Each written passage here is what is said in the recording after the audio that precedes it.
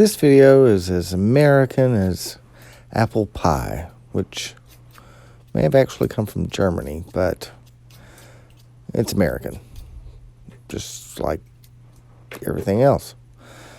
Anyway, start by peeling some apples and then chopping them up. I decided to make apple pie at the behest of my nephew. He actually wanted me to make a tort, but this is pretty close. And I had some apples, so might as well make an apple pie when you have some apples. These apples were selected painstakingly from my grocer. They were actually already in a bag with that orange. So the orange will help keep the apples from turning a horrid brown color. So also give it a nice citrusy flavor. So throw that in there with the apples after you cut them all up. And stir it in. I just added about 3 tablespoons of flour and a tablespoon of cinnamon. And I'm going to add about a half a cup of sugar here next to our apples. Oh, well, I was wrong. I added some vanilla next. There's the sugar. For the vanilla, about a teaspoon of vanilla. You can see I didn't quite measure it, but I can pour a teaspoon pretty easily. Then we chip up some butter and put it into 2 cups of flour, or 240 grams, whichever you prefer. I used all-purpose flour here, and then I just got in there with my hands. Instead of a pastry blender, I like to just use my hands to incorporate the butter into the flour until it's sort of a mealy consistency. It takes a little while and helps you relieve some stress by exercising those thumbs. You just run it between your thumbs until the desired consistency is reached. Now, it may take me a while to talk through this because it takes a while to make that happen. But if you want a nice pie crust, this is one way to do it.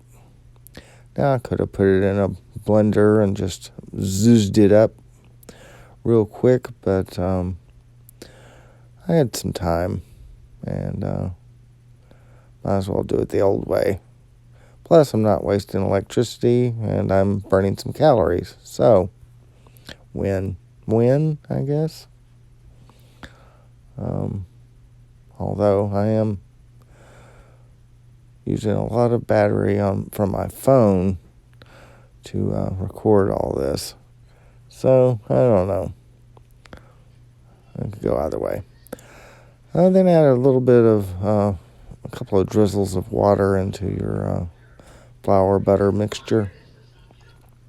That will just add enough to incorporate and make a pie dough, or, kind of a Play-Doh consistency when you're done. And just get your hands on in there. I mean, if you're making it for yourself or for your family who have, dealt with you making things with your hands before, just keep them washed. Make sure your fingernails are clean.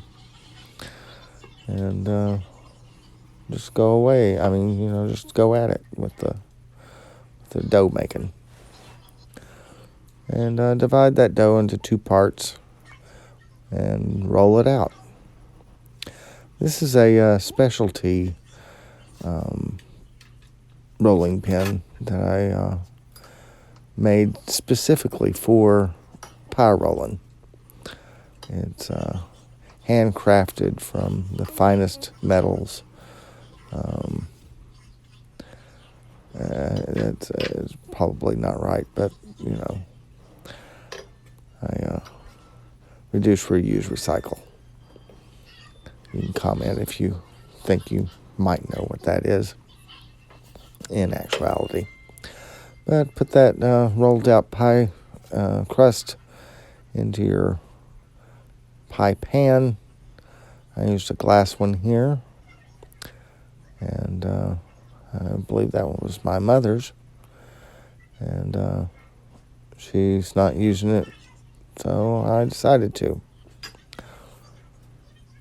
And just patch pie shell out, and then roll another pie shell to go on top.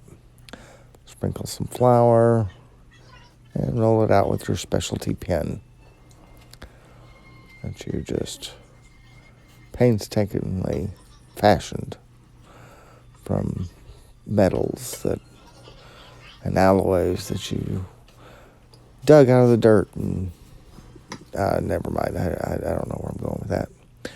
But anyway, after you've rolled your pie shell, then you can put it on top of the pie. I'm sort of reading ahead here, but I know what happened. I already did it.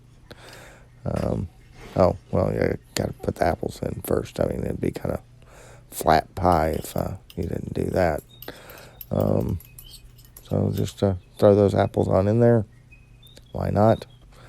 You went to all the trouble, so might as well throw them in there. Oh, I almost forgot. Put the butter in. Put about, I guess, 2-3 tablespoons of butter, whatever you feel is right, or whatever your heart can handle. And just throw the butter on in there, and put the pie shell on top. And if you feel unlucky, just crimp all those edges and try to make them as pretty as you can. I mean, pretty is in the eye of the beholder, as they say. So my pretty may be different than yours. I don't know.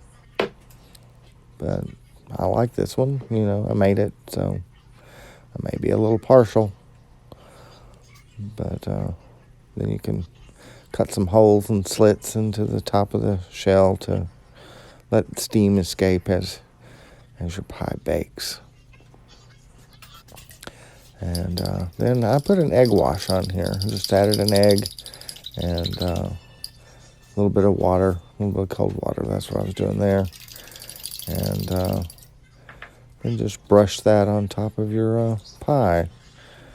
Helps give it a nice brown color, a pretty brown color for your crust.